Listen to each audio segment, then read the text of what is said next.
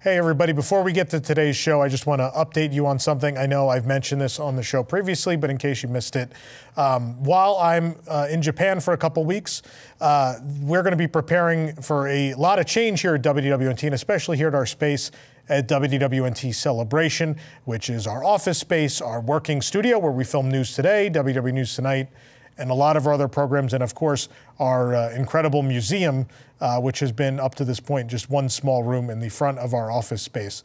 But like I've said before, we are going through a bit of an expansion, which will include modifications to the studio, a massive expansion of our museum space, and as well, we are expanding next door into what will be our new office space as well, and a new home for podcast filming too.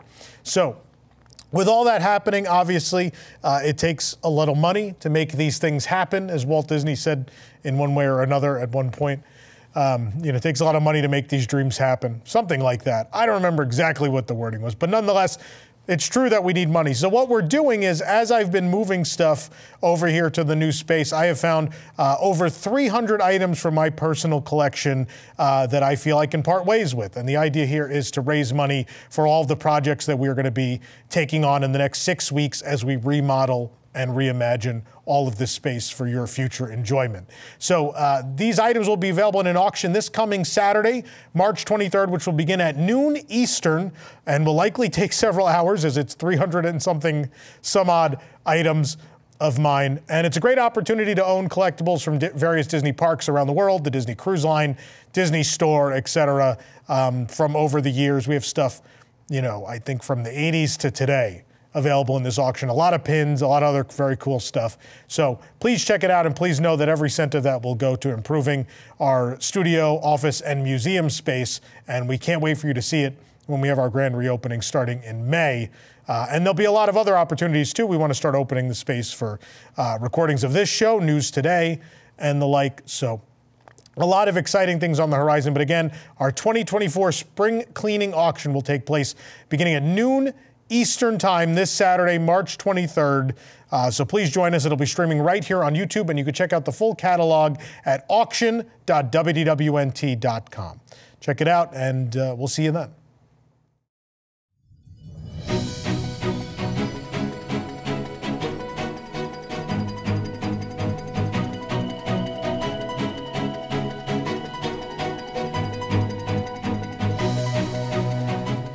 This is News Today with WDW News Today. I am Eric Morton of WDWNT.com. Please like this video, subscribe, and hit the notifications bell to make sure you never miss the latest from Disney theme parks around the world. Here now is the news for March 20th, 2024. George Lucas, the creator of Star Wars and founder of Lucasfilm, has expressed support for the Walt Disney Company CEO Bob Iger amid proxy fights with Trian's Nelson Peltz and Blackwells Capital. Lucas sold Lucasfilm to Disney in 2012 during Iger's first tenure as CEO of the company. Disney has since made several Star Wars films and Disney Plus shows, as well as a final Indiana Jones film. Lucas issued the following statement on Tuesday. Creating magic is not for amateurs. When I sold Lucasfilm just over a decade ago, I was delighted to become a Disney shareholder because of my longtime admiration for its iconic brand and Bob Iger's leadership. When Bob recently returned to the company during a difficult time, I was relieved. No one knows Disney better. I remain a significant shareholder because I have full faith and confidence in the power of Disney and Bob's track record of driving long-term value. I have voted all of my shares for Disney's 12 directors and urge other shareholders to do the same. Disney's also received support from Walt and Roy Disney's grandchildren, proxy advisory company Glass Lewis, and JP Morgan Chase CEO Jamie Dimon. Trian Partners nominated Nelson Peltz and former Disney CFO Jay Rasulo for the Disney Board of Directors. In a white paper of recommendations for Disney, Trian stated, in our view, Disney's strategic missteps in declining financial performance can be laid at the feet of the board, which we believe lacks focus, alignment, and accountability. Blackwells Capital nominated former Warner Brothers and NBC Universal executive Jessica Schell, Tribeca Film Festival co-founder Craig Halkoff, and TaskRabbit founder Leah Sullivan. Their suggestions include more use of AI, because who doesn't want more AI in their life? Disney has urged their shareholders not to vote for Trian's or Blackwells nominees. The media giant has nominated their own current board members. Votes will be tallied and results announced at the annual shareholders meeting on April 3rd, 2024. So stay tuned. There could be some fireworks. A 45-year-old Texas woman was accused of taking a pricey limited edition diamond Pandora charm bracelet from a Magic Kingdom store, while a 13-year-old accompanied her, according to a newly released sheriff's record.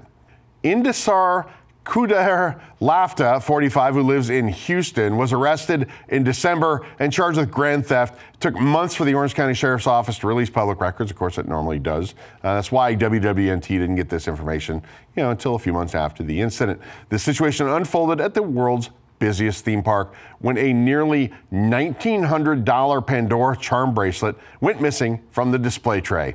The sheriff's report said an employee turned away, quote, for a second, to get a different ring when the bracelet suddenly disappeared. Lofta paid for the 2 rings, but had the bracelet and left the store, authorities said. The bracelet had special limited edition charms celebrating the Walt Disney Company's 100th anniversary. The Orange County Sheriff's report listed the Winnie the Pooh, Mickey Mouse, Donald Duck, Cinderella, Oswald the Lucky Rabbit, and Dumbo charms as being valued between $150 to $250 each. The Pandora store manager wanted to press charges against Lofta. Lofta was arrested and taken to Orange County Jail, and the minor was turned over to her adult brother. In Epcot, the Germany Pavilion Friendship Boat Dock is open for the first time in many years, while the Morocco Pavilion Dock is closed for refurbishment. There are, of course, 4 docks, aka the Friendship launches, on World Showcase Lagoon. At one time, guests could travel on Friendship boats from Canada to Morocco on the west side and from Mexico to Germany on the east side. However, that Mexico to Germany launch has not really been working. That route has been closed basically since the summer of 2016. It would frequently had to be closed due to Illuminations, Nighttime Spectacular, and Disney ultimately just determined it wasn't worth keeping it open at all. After 2016, the east docks have only been used if a west dock was being refurbished, like it is now. We haven't seen either in use since at least March of 2020, back right before COVID shut down Walt Disney World. Currently, guests can take a Friendship boat from the Canada launch to the Germany launch. So there's a slight route change. On Monday, cast members were there checking that guests knew that the destination had changed before they boarded. The boats depart about every 15 minutes beginning at 11 a.m. The last boat operates at 7:15 p.m. before Luminous Symphony of Us takes over the lagoon. No word on how long the dock refurbishment is expected to take over there in Morocco. We'll keep our eyes peeled. The original 1982 music loop for the Land Pavilion at Epcot has returned again. The music loop came back this weekend, actually last weekend, I guess, but it was suddenly turned off on Monday, and then everyone despaired, of course. Then as of Tuesday, guests can once again enjoy the original music loop. We visited World Nature early Tuesday morning, but heard no music at all around the pavilion. And then when we circled back about an hour later, the music loop had been turned back on. If you want to listen to it, of course, we have a video on our TikTok account. So check us out on TikTok to listen to that. Music loop played outside the pavilion features calming instrumental renditions of songs like You Are My Sunshine and Moon River. Different music. The loop that plays inside has some more compositions, different things. That's inside the pavilion. Either way, check it out. It's nice to see some of this stuff back.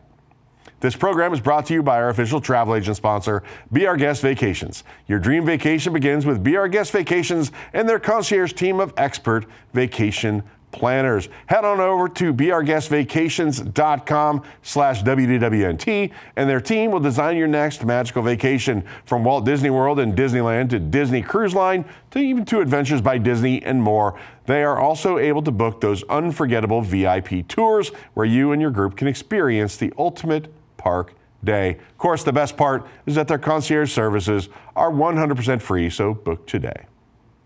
A new permit reveals that work will soon begin on a project at Disney's Animal Kingdom. The permit application filed with Southwest Florida Management District, or as people call it, SwiftMud, is for 4 Walt Disney Imagineering trailers and 1 additional contractor trailer, along with 363 parking spaces. Additionally, the permits outline a road that will lead from the trailer area over to Dinoland USA. The trailer space in the permit is located behind Kali River Rapids and Maharaja Jungle Trek in the area that's backstage, and it's not accessible to guests. The road leading down toward Dinoland USA, seen in the bottom portion of the project location area, is notable as blue sky concepts presented by Josh D'Amaro at last year's Destination D23 suggest that Disney has plans to make major changes to this area. The ideas presented included replacing Dinosaur with an Indiana Jones attraction and turning Dinoland USA into a tropical America's land featuring new experiences themed to Encanto. No word if that is definitely what's going to happen, but certainly big things appear to be happening at Disney's Animal Kingdom. The 3rd pin in the Bicoastal Adventures series has arrived at Walt Disney World. Each of these pins celebrates an attraction that exists at both Walt Disney World Resort and Disneyland Resort. The previous 2 pins were inspired by Space Mountain. The better one, I think, is at Disneyland. And Soarin'. Also, I think Soarin' is a little bit better. This time, though, it's a Haunted Mansion pin, and maybe Haunted Mansion is better at Disney World, probably depending on who you talk to. Like the other Bicoastal Adventures pins, this pin has a green frame with a black Mickey ear hat at the top, a blue Disneyland flag, and a red Walt Disney World flag. In the frame is a sliding piece that reveals the different iterations of the Haunted Mansion. The 3 hitchhiking ghosts are on the right edge of the slider. The face of the slider is purple with a black damask design and green eyes inspired by the Haunted Mansion wallpaper. Welcome, foolish mortals is there in neon green across the design. Beneath the slider on the left is the Haunted Mansion as it appears at Disneyland, a New Orleans mansion with those tall columns. When the slider then is moved to the left over the Disneyland Haunted Mansion, the Magic Kingdom Haunted Mansion is revealed. This one, of course, has a little bit more Gothic architecture. Both are depicted in shades of gray with neon accents. This pin has a limited edition size of 4,000. We first spotted it haunting its way through pin traders at EPCOT for $19.99. Disney is reimagining the Briar Patch and part of Pooh Corner in Critter Country at Disneyland to the new Tiana's Bayou Adventure gift shops inspired by The Princess and the Frog. The Briar Patch will become Ray's Berets, named for Tiana's little firefly friend in The Princess and the Frog.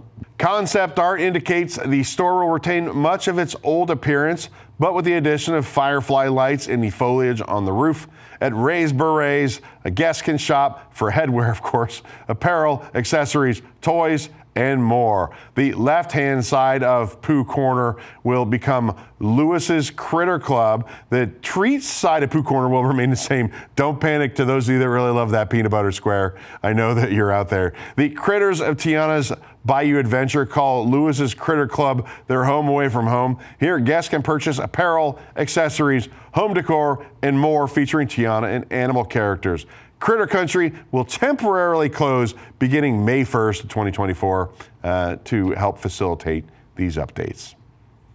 D23 has announced the ticket tiers, pricing, and sale dates for the 2024 D23 Ultimate Disney Fan Event coming this August to the Anaheim Convention Center. Tickets will go on sale to D23 Gold members at 12 p.m. Pacific on Tuesday, March 26th, at noon Pacific on Wednesday, March 27th. Ticket sales will then open to Visa card holders and D23 members. Gold and General will be available to purchase tickets starting at 12 p.m. Pacific on March 28th. The available tickets include the D23 Ultimate Preferred Fan Pass. Boy, this is going to be a mouthful. D23 Ultimate Fan Pass and D23 Fan Pass. There are 3-day and single-day versions of the Ultimate Fan Pass and regular Fan Pass. D23 Ultimate Preferred Fan Pass 3-day includes access to the Disney Entertainment Showcase, Disney Experiences Showcase, Disney Legends Ceremony, and preferred floor seating starts, does that say $999 per ticket? Yes, it starts at $999 per ticket. I thought there was a smudge on my glasses. The 3-day D23 Ultimate Fan Pass starts at $297 a ticket. Also includes access to the Disney Entertainment Showcase, Disney Experiences Showcase, and Disney Legends Ceremony. 1-day Ultimate Fan Passes start at $99 a piece. Each day includes access to a different showcase or the Disney Legends Ceremony. The 3-day D23 Fan Pass is $209 for gold members and $259 for general members. The new inductees to the Disney Legends have been named and will be honored at that D23 Ultimate Fan event in August. The new Legends will be inducted on August 11th in a panel hosted by Ryan Seacrest. They call him the hardest working man in show business. The new Disney Legends include Colleen Atwood, Angela Bassett, Martha Blanding, James L. Brooks, James Cameron, Jamie Lee Curtis, Miley Cyrus, Steve Ditko, Harrison Ford, Mark Henn, Frank Oz, Kelly Ripa, Joe Rohde, and John Williams. Congratulations to the new class of Disney Legends. I'm sure they're waiting for me to congratulate them. The Chuuby popcorn bucket announced last week is now available at Mickey's Toontown at Disneyland Park. This popcorn bucket is inspired, of course, by our little orange friend, Chuuby. We used to call him Chuuby the merchandise bird. He's an adorable orange bird. He's not to be confused with the orange bird, though. Different orange birds. He appears in Mickey and Minnie's Runaway Railway. You might see him in the barn at the end of Runaway Park. The Chuuby popcorn bucket is available at the popcorn cart near Chippendale's Gadget Coaster and at Cafe Daisy. At the former, he comes with popcorn, but at the latter, he comes with Daisy's Goody Goody Donuts. The bucket is sculpted in plastic. It's figure of Chuuby. He has a tan little belly and a cute face and bright orange wings. His wings are spread out and his yellow beak is open. He looks very happy. The door for the bucket, that's going to be on Chuuby's back. At any rate, the Chuuby popcorn bucket can be yours for only $23.99. Tokyo Disney Resort is celebrating its 41st anniversary with a new limited time collection themed to Jungle Cruise wildlife expeditions. To commemorate the 41st anniversary of the opening of Tokyo Disneyland, a new collection of merchandise will be available to purchase at Adventureland Bazaar. The merchandise will drop on April 15th, 2024, 41 years to the day after Tokyo Disneyland's 1983 opening. The resort's 40th anniversary celebration, Dream Go Round, it kicked off last April. It's currently still active. It's going to be ending on March 31st. Tom will be there. I'm sure that he's going to be bringing us some coverage. The collection will include apparel, stationery, homeware, accessories, toys, and more. Jungle Cruise, of course, is an important part of Tokyo Disney Resort as it is an opening day attraction for Tokyo Disneyland. Jungle Cruise became then Jungle Cruise Wildlife Expeditions.